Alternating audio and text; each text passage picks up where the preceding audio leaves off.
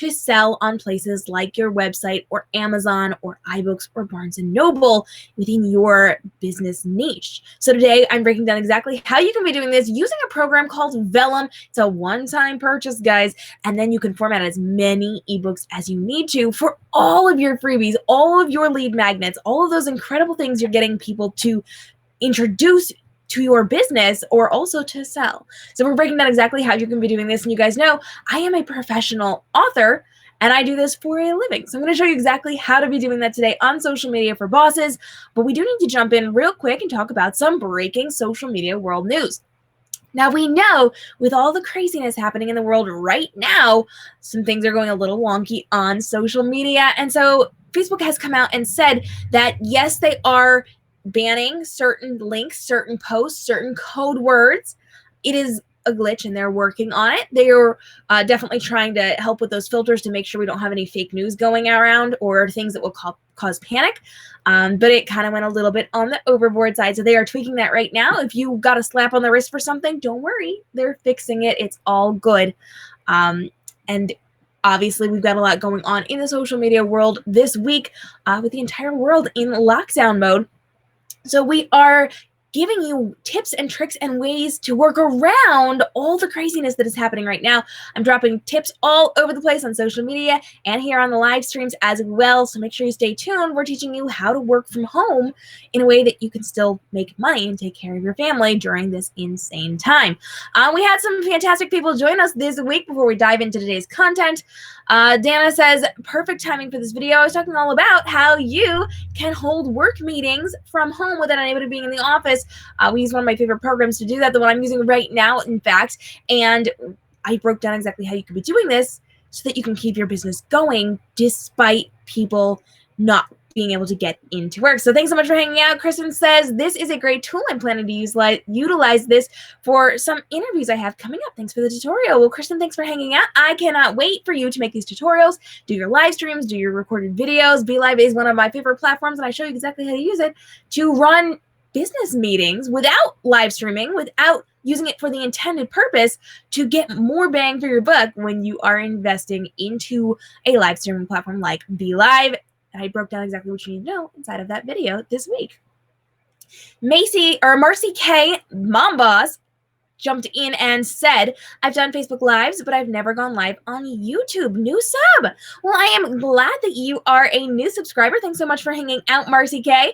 And I'm really glad that you enjoyed our live stream script building video where I talked all about how you can be building that script within your business so that you know what to say when you're on your live stream. You don't have to worry, you don't have to panic, and it's all right inside of, again, BeLive, because we are loving on BeLive this week as we're talking all about our live stream hacks series in our regularly scheduled programming here on YouTube.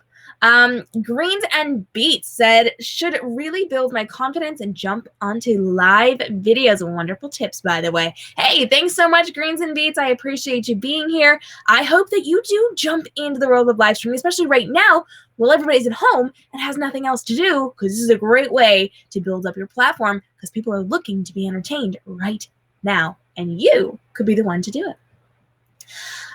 We did get one more comment. Well, we got a lot of comments, but I just pulled a couple of them. One more I want to read today. It says, great ideas. I'm fine going live on Facebook, but a teensy scared on YouTube, right? There's definitely a little bit of a difference when it comes to YouTube and Facebook. It's a little more intimidating in YouTube because more people hang out for those, and then it gets around more because it's searchable content as opposed to Facebook. So there's definitely, for someone who does both of them, I feel you. That is something that actually exists. There's a little bit more resistance to YouTube than Facebook, but YouTube is for sure an amazing place you need to be going live. It is super helpful to your business, and I don't want you to miss out. So make sure you are checking out those videos and the continuation of our live stream hacks series. I'd help you build what you're doing in your business, especially this week while everyone's stuck at home with nothing to do. All right. Let's dive in. We are going to talk all about how you can be formatting an ebook for your lead magnets, your giveaways, or even to get paid within your business using a program called Vellum. So Vellum is amazing. Vellum is a program that you can download and it stays on your computer. And they used to have a structure where you paid per book. That is not there anymore. However, if you search it, you will still see information on that. So a lot of people who originally wrote blog posts and website things and videos on Vellum did that in the very old version, like the original versions. That is no longer the way it is. It is a one-time fee for this, and you can create both print books and ebooks on this. So if you do happen to write a book and you would like to, publish it in print as well, if you're selling it on Amazon and Barnes & Noble and all those fun, fabulous places, you can do both within this system. I do highly recommend it. I love it. And as an indie author, as an actual publisher for many, many people, I actually use this to format books. So let's go ahead. Let's take a look at how this is actually going to work in your system. This is super easy. It's drag and drop. It's like the least complicated thing on the face of the planet, but I do want to show you what it looks like. So what just happened there? There we go. Sorry, guys. When you jump into Vellum, let me try to arrange this a little bit differently for you so that you can actually see what I'm doing. Here we go. Okay, hi. Inside of Vellum, this is actually drag and drop. So you've gotten a title page right up front. In most cases, if you're doing an ebook, you could just potentially put it in here. You could add in your information, your publisher logo, all that stuff. Usually I delete that. I don't want that because I want to put in my own title page. The contents of your book are done for you. You do not have to worry about this. This is done automatically. And then it's got the chapters in here. There's also some great elements. So if you look down at the bottom, I don't know if you can see that pop-out window. Probably not. You can add in chapters. You can add elements. You can add numbering and terminology. There's all sorts of things that you can be putting in here. And with those elements, you can put in blurbs, you can put in half titles, title pages, your copyright page, your dedication, epigraphs, table of contents, forewords, introductions, preface, prologue, epilogue, afterwords, endnotes, acknowledgments about the author, also by, and then you can also do full page images, which they've just recently announced we can do 2-page spread, which is my favorite thing ever as an author. And there's also uncategorized pages. So let's go ahead and let's just take a look at where we are right now. We've got chapter 1. Oh, and you can see my mouse. That's nice. Chapter 1 here, you can name this whatever you want. So if your chapters have a name, feel free to type in the chapter name. Otherwise, it's just going to be chapter 1. And then if you look at the little cog with the little drop down, you can add, nope, you can't see the drop downs. Okay, so let me read this to you. You can add a subtitle. You can add a header image. You can hide the heading in the book. So if I click on hide heading, that would just make it disappear. I can then show that heading in the book again. I can convert to any of those other pages that I read to you a few minutes ago, and I can uncheck numbered. So if I don't want to have it numbered, I can turn it to an untitled page. Now, you do have the ability to add in things like subheadings, ornamental breaks, images, alignment blocks, lists, block quotations, verses. You can do web links, you can do store links, you can do endnotes. We'll come back to that in just a minute. I do want to show you, I'm going to show you more features on this, but I actually want to switch screens so you can see how I created one of my books. In fact, if you guys have already grabbed A Boss's Guide to Instagram Stories, you know what this baby looks like. We're going to take a look at how I did all of this inside of Vellum in a really easy drag and drop way. There's my screen. Beautiful. So up at the very top, which you can see, yes, we're good. We're good. Up at the very top, you can see where you can put in your title information. So there's the title info here, which you need to fill out. This is for like SEO searchability purposes. So you put your title in here. You then put in whatever your author name is going to be here. Now, if you are going to publish this, you need to make sure you're using a name that someone else does not already have. So go on Amazon, go on Barnes & Noble, search those and make sure you know what you're doing there. But if you're just doing this for like a giveaway on your newsletter, then you're fine to go. If you are publishing, you can put in your ebook ISBN. You are not required to have an ISBN for an ebook. You are for print books and individual ISBNs for paperback versus hardcover, but you do not have to have one for an ebook. You can, if you want, you can buy one, or you can use the one that is complimentary with specific publishers, like Amazon will give you one. And you can use that, but you can't use it on another platform. So you could pop that in there if you got it. but honestly, you don't need it. As someone in the industry, you don't need it. So you pop in your information, and then you drag and drop your ebook cover in there. So all you have to do is drag and drop, or you can click on this little plus sign and you can add in your cover there. At the bottom, it will say if it satisfies the requiremements. So if it's little and pixelated, it's not going to let you do it. Otherwise, you are good to go. So now let's go ahead and take a peek at contents. If you look right in the main feed here, so this center square rectangle is going to be your main feed. If you look right there, this is where you're editing things, and then your display is over to the right side, which, by the way, if you click on this little button right here, you can change it from a different version of a Kindle to another version of a Kindle, to what it would look like on an iPad, to what it would look like on a Nook, to what it would look like on an Android tablet. And you are good to go. You can actually change it to print too, but because the table of contents like this is not going to be in a print book, you don't need to worry, or you can't see it from this particular page. So your table of contents is handled for you. You do not touch that at all. The next page you should have is a title page. This should be somewhat similar to your main page. Your cover was the word I was looking for. And oh, it moved my layout, didn't it? Oh no. All right, we're going to keep it this way. Gonna keep it this way. Okay, so your title page should be similar to your cover. You can see it's got the 2-page span. So if you do need to do a double-sided page like I did for one of my recent fiction books, I put a picture on both sides so it was a full page spread. You can click over to that button as well. You also have the ability to control where it's going to print. So let's take a look at this on a printed version of a page instead of a tablet. You can see how it kind of goes there. Now, if I did not have that white, based on where I'm setting it, it's going to add a trim around here. It's just going to make my object a little bit smaller. You can then go a little bit further out by using that middle tab, or you can do a full page bleed by going to that full black rectangle right there. And that's more along the lines of a fiction book that's having pretty artwork in it, but I mean, maybe you need it. For the most part, you don't. I would probably put it right there in the center one for you guys. And then we are going to move on. Now, real quick tip, if you go up to that little cog and gear, which I know you can't see, but it does give you the option of putting it in only the ebooks, only the print books, or in both print and ebook, which we're going to learn how to set in just a minute. And you can also say if you want to begin on the left side of the spread or the right side of the spread, or on either side. You're pretty much always going to go with right. There's no reason for you to be changing that. Just saying. All right. After your title page, you are going to need your copyright page. So you are going to need to do a little research on how these things look, and you want to make sure you're putting all the accurate information in there, logos, all that fun stuff.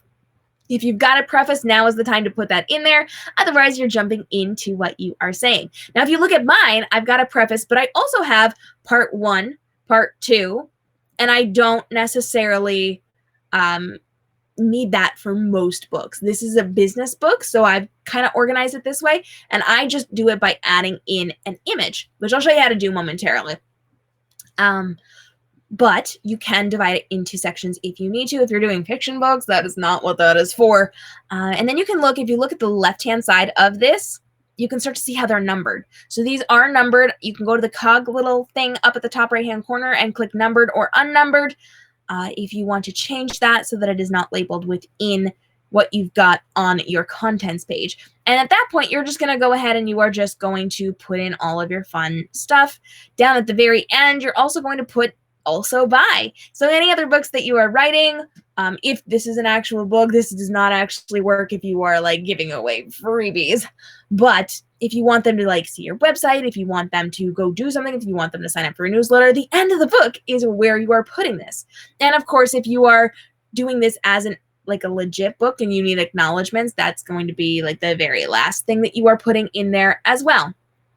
Okay, so we're going to talk about how to format this a little bit in just a second. There's one more thing I want to show you on here before I go ahead and jump back over to the blank document so I can show you some things. So up at the top right left-hand corner, because I know my left from right, up at the top left-hand corner, you're going to switch from contents over to styles. And in here, you actually have different options for how this is going to lay out. So if you're paying attention, that first letter just changed. That first letter just changed all of these letters are changing. So this just allows you to see what different layouts you can have. And that is just part of it. So I can then focus on my heading, which I have actually in mine, I have put in imagery as heading, but they do have some suggested headings if you don't want to do the work to do that. You can focus on that first paragraph, the paragraph after the break. So let's just say you've got a break within what you're typing. Will it start with that capitalized big letter, or will it just be normal? Will it indent? Is it going to be the first line is all capitalized? You can go through all of those fun, fabulous things. You then have your ornamental break. This is your scene divider, and you have the ability to scroll through some different options. There's like snowflakes, there's little lines, or you can do a custom image. I usually do a custom image, but not unnecessarily my business books, because that's very low maintenance when you're creating business books or PDFs to give away in your newsletter. You do not need to be fancy about that. So just like a little line across is fine. But for like my fiction books, I'll have a dragon. I will have a fancy swirly thing. I will have something that goes with my story. So fiction is a little bit different than business books or like ebooks that you're giving away in your newsletter. You can then handle block quotations. You can handle your verse stuff. You can handle any photographic things, portraits, captions. So if you need to caption like a photograph that you're putting in there, you can be in control of your headers and footers. So where the author name is, where the title name is, the pagination down at the bottom, where the page numbers are. And then you can also adjust your text. So they give you a couple of different text options. You cannot import your own text from this, but you do have the ability to use the text that they have given you.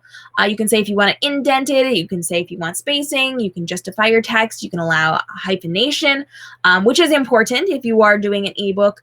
Hyphenation is good. That's a good thing to have. So I do recommend that. Now, we are going to take a look at a couple buttons up at the top real fast. The navigator obviously opens and closes things. Preview is obviously going to show you what your book is going to look like. Generate. I don't know if this is going to pop up for you guys. Nope, it did not. So when you click on generate, you can then set what type of generation you want to create with this. So you have the ability to do Kindle, Kobo, Apple, Google, Nook, or generic EPUB. You can click them all, or you can click just one. Does not matter. It will just kick it out in different sizes. Basically, for anyone, anywhere doing any type of formatting, period, you're just going to use generic EPUB. That is decent resolution, and it has lower file size. So if you are going to be selling this on like Amazon or Barnes & Noble, you get charged less when people buy it, because they do charge a fee based on the file size. So even if you're putting things on Amazon, do not use that Amazon version. That is way, way, way, way, way bigger of a file, and they'll convert the generic EPUB for you, and you don't have to worry about the file size, which is an amazing thing. You also have the ability to set print. Pro tip here, for the most part, you're going to want 5.5 inches by 8.5 inches if you are printing a book. There are a couple standard sizes, 6 by 9, 5.5 by 8.5, and there's some awkward sizes as well. So just kind of like be mindful of what you're doing. And if you are printing a book, business books tend to be printed with white paper, while fiction books tend to be printed with cream paper. Just as someone who likes aesthetically pleasing things, I hate white pages because they're see-through and they're more flimsy. So always go with the cream. It's a much higher end look. They're a little more luxurious. It prints a lot better, and it doesn't have that bleed through, that see-through nonsense. Okay. Once you have that generated, it will show up in a file, and there is that show button there that will then find it inside of your files, inside of your computer, should you need to see that. All right. Next step, let's take a look at how this is actually going to work. If you're joining me live, I would love to hear your questions, your comments. We're going to bop through this so that we can get all of this answered for you guys, and show you how you can create your own ebook here. So here we go. Here we go. We have the ability to add in an image. So let me go ahead. I'm just going to click on that little start icon, and I'm going to click on image. And at that point, all you have to do is just drag and drop an image in. I don't know if this is going to load for me. I'm going to say it's not going to load. We're just going to pretend that that was there because I don't want that to go badly for you. But you can add an image. You can change the things that you need to change, and we can change everything. It's a lot of changing here. Let's go ahead and we're just going to type text. Oh, that's not how you spell that. Text. You can kind of see how that works in here. And based on the setting that I have created, it is capitalizing that whole thing. Now, let's say I need to scene break. I am going to go ahead and I am going to click on ornamental break. And at that point, it puts this little thing in here. And if you look closely, those are two dragons fighting because the last book I formatted was my Mulan Dragon Shifter retelling. So those are two dragons that have to do with my Mulan retelling story that just came out a couple of days ago. And then I can add in more text here. And you can kind of see how that's formatted a little bit differently. You can actually adjust where this is located. So if I'm going to go ahead and I want that to be a little more centered, if I wanted to be justified to the center, I would click on alignment block, and all of a sudden it moves it over to the center. Now, if I click on the little cog, it allows me to decide left, center, or right. I can do inset, I can keep lines on the same page, or I can clear my formatting for this. This is in a box that will keep it all in alignment. So then when I go out of it, you can either click the enter button or the return button and go down inside of that box, or you can click your arrow button and go out of it and go back to normal text. Does that all make sense? Pretty good, right? So you have the ability to then write out what you're doing. You can add in imagery. You can move things around. With your imagery, you do have the ability to click on sizing. So you can make it small, you can make it bigger, you can make it full. There's a lot of different options for that. You just want to make sure that you are not looking at a pixelated image. And remember, if you are printing this, it is going to be in black and white as opposed to whatever color that you might be putting in there. You can add pages, you can add chapters, you can add all sorts of fun things. Down at the bottom, the little plus button, you can also click on the little cog and gear. So if you click on the plus button, it just adds in chapter 2. And then if you click on the cog button, you can go to add to element and you can do, let's say, a prologue. So you can see the prologue popped up at the top. It's labeled prologue, and then I can type here to add in my prologue right there. If I want to change the title of this, a new title. So I would change that, and then it will pop up the number 1 and a new title. You can change how this looks. So you can unnumber it. You can convert it to something else. You can hide the heading in a book. You can put it so that you have an image as your title. Typically, when I do this, I will hide that title, that heading, and then I'll put the graphic in the body of the text and let that be my chapter header, as opposed to putting it in directly through it, because that kind of resizes it a little bit differently than what I typically like to do. And of course, you can go through and change whatever you need to change to make it work for you. So back at the top, you're just going to make sure that you've got your title in here. You're going to make sure you've got your author name in here. You're going to make sure you've got a cover in here. And at that point, when you're all done, you can preview it. So let me just click on this one more time. Let me go to the prologue so you can actually see me clicking through it. If you look to the right side of the screen where it has that display, you're just going to be able to click, click, click, and go through all of your pages. And make sure you don't have any typos. Make sure everything's ready to go. At that point, you're going to click generate and you are good to go. Now, pro tip, I do recommend that as you are doing this, you are changing the file names. So as you're exporting it, it usually says whatever you've named it as, the title. And then it's going to say generic EPUB. Don't keep it like that. Don't do that. That's not professional. So you are going to rename it. So go into your files and then just double click on the name and then just change the name. Take away any hyphens that it's added in. And then I would typically do title and by whatever you're crediting yourself as or your business. So for me, you will probably see some of my ebooks, some of my freebies that I'm giving away, and it will be the title, like handling Instagram stories, or a boss's guide to Instagram stories. I'm like, that's not what it is. A boss's guide to Instagram stories by Katie M. Robinson is what I have for that author name. And I might even say in parentheses, social media for bosses, so people know where they're getting things. And you also want to make sure that you've got your links in the back. So link to your website, link to your social media, and then give them that call to action to your website, to your newsletter, to whatever it is that you need them to do. So it's actually really, really easy to format your book within Vellum.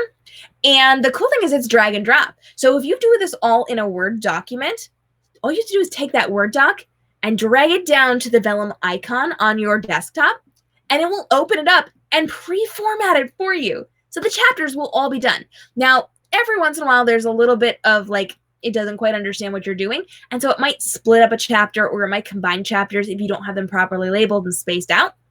So after you drag and drop, just go in and manually check all the pages to make sure those breaks are in the correct place, and to make sure your ornamental breaks are also in the correct place and that they all linked up. If you did create scene dividers and you did like those 3 little asterisks up at the top or inside of it, or whatever it is you happen to do to divide them, just make sure that they actually actively linked up. You might have to do those manually, but you can just drag and drop it in and then just tweak from there. Otherwise, you can copy and paste it in, but you don't always get the formatting to work correctly. So I do recommend dragging and dropping it right into Vellum and then tweaking whatever you have to. You can actually combine chapters. You can create omnibuses. So if you have multiple books inside of one, so let's just say you're creating some really cool ebooks to give out to people, but you want to give out like 3 of them in your newsletter, you can combine them all into one, and they can see where the 3 different ones are, and they will be in separate formatting, but you can do it all in one so they don't have to download 3 separate things. It's pretty dang cool, and there are great features within Vellum, and they're constantly updating too. They just launched some, like the 2-page spread. They just launched some other new features as well. So every couple of months we get new features from Vellum, and you get it with that one-time purchase. So I highly recommend it. It is a great program to be formatting, and you can then format your giveaways, your freebies, the extra stuff that you are showing people. Even if you have to send like information to people, you can send it out in ebook form and look like way more of a professional because you've got a legit ebook instead of a boring old PDF. It takes your business up like 10 notches. So I highly recommend it. I love it. And I would love to hear from you. If you've got questions, go ahead and get those dropped down below so I can get those answered for you. And if this is helpful, go ahead and hit the share button. Let your friends know that we are doing cool things over here at Social Media for Bosses on the talk show. I want to hear from you. What do you need to grow your business? And hey, if you're an entrepreneur who should be a teacher on this show, talking about business, talking about how to grow a profitable brand through your smart social media marketing, or business tips and tricks to make sure that entrepreneurs are succeeding within their businesses, and especially right now, I need to hear from you. Come on over to socialmediaforbosses.com/guest for more information on what I need for you to get you booked in so we can do all sorts of fun things with you guys as well. We are going to be doing some extra bonus content for you in the next couple of days. We've got a brand new podcast episode coming out that you do not want to miss. We actually just dropped one on scheduling your day for success. So you guys know I do about 4 or more times the amount of work that normal people do in a day. My friends all call me a robot. They do not believe I'm human. They do not believe I sleep, which I actually do a little bit. And I get a ton of work crammed into one day. 4 days of work in one day. 4 normal person days of work into one of my days. So you can imagine the content that I'm creating and the stuff I'm putting out into the world in a normal work week. I'm showing you how I do that. And there's no like weird tips or tricks on this one. And we get 24 hours in a day, and I break down how you can be re-strategizing how you're doing things during the day to stop wasting time, to get more productive during the time you're working, and still have time for your friends, your family, your social life, the other things you have to do. You can check this out wherever podcasts are streaming. That is available. We've got a brand new episode coming out this Sunday, and next week we're going to be doing all sorts of fun things on the show as well, because we are going to be breaking down 5 ways that you can be using live streaming within your business while you're trapped at home. We're going to grow your business, friends, using live streaming to make sure you are bringing in money during this crazy time. So join me next week, 3 p.m. Eastern, right here on YouTube with the subscribe and notification bell so that you don't miss out on all of the fun. And if you need more, if you want more support from me, if you want better access to me, if you want first looks at all the fun things, you can come on over to group.kmrobinson.com. It's my closed Facebook group, but I'm giving you membership access. So come on over and join me. It's going to be lots of fun. I will see you guys again next week as we are hanging out talking all about how you can be re-strategizing what you're doing to grow your business during this insane time. So I will see you next week as we're talking about 5 ways to use live streaming to grow your business when you can't go to work. Until then, I hope you have a fantastic day, friends, and stay inspired. Bye-bye.